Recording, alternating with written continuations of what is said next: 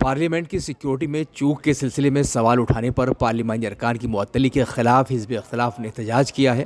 कांग्रेस सदर मल्लिकार्जुन खड़गे, कांग्रेस के साबिक सदर राहुल गांधी, एनसीपी के सदर शरद पवार समेत अपोजिशन के तमाम अहम अरकान ने महात्मा गांधी के मुजस्समे के सामने मुजाहिरा किया।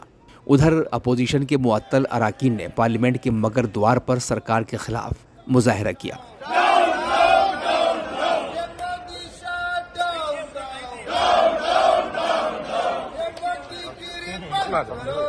कांग्रेस सदर मल्लिकार्जुन खड़गे ने कहा है कि वज़ीर आज़म नरेंद्र मोदी और वज़ीर दाखिला अमित शाह मुल्क भर में घूम रहे हैं लेकिन ऐवान में नहीं आ रहे हैं।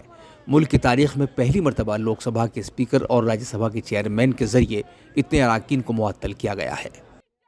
देश के इतिहास में पहली बार है कि आज कितने लोगों को उन्होंने सस्पेंड किया।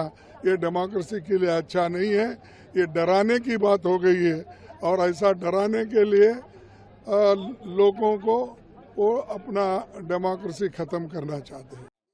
एनसीपी की रुकन पार्लियामेंट सुप्रिया सुले ने कहा है कि मुल्क में जो हो रहा है वो बहुत गलत है।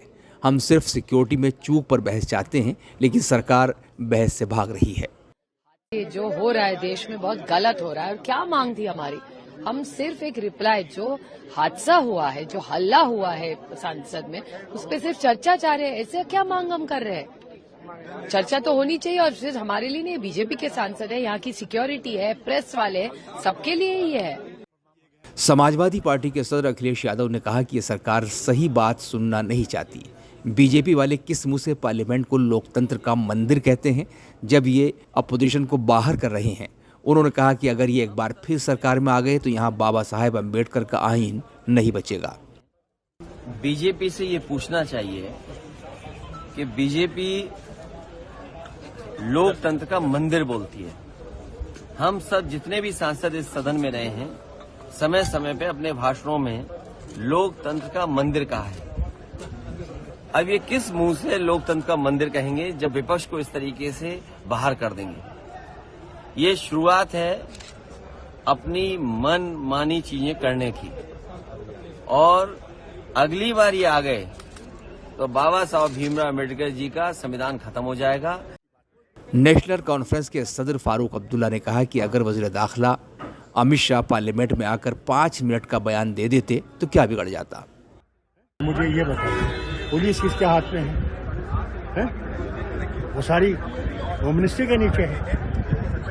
तो क्या हो जाता अगर वो 5 मिनट आते और कहते जनाब ये हो गया है, हम इस पर कार्रवाई कर रहे हैं, और क्या कर रहे हैं?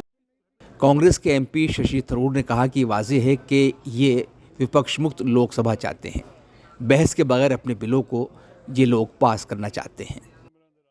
It's clear they want an opposition mukt Lok Sabha, and presumably they'll do something similar in the Rajya Sabha. I think at this point we have to really start, unfortunately, writing the obituaries for parliamentary democracy in India. The basic principle of parliamentary accountability has been violated by the Home Minister not coming to the House to talk about what he's been telling the media outside, and secondly to initiate a discussion, which would have been the right thing to do, neither of which has happened. Then when opposition protested that, demanding it, they were suspended.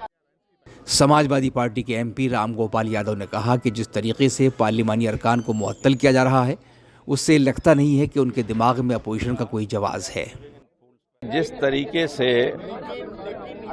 लोगों को, संसद सदस्यों को निलंबित किया जा रहा है, उसके बाद लगता ही नहीं है कि उसके विपक्ष का कोई औचित्य रह गया इनके दिमाग में। और जब सत्ता में बैठे हुए लोग या उनके इशारे पे काम करने वाले लोग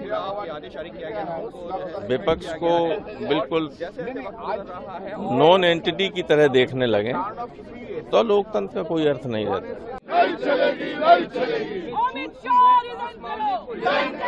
आलमी सहारा के लिए ब्यूरो रिपोर्ट।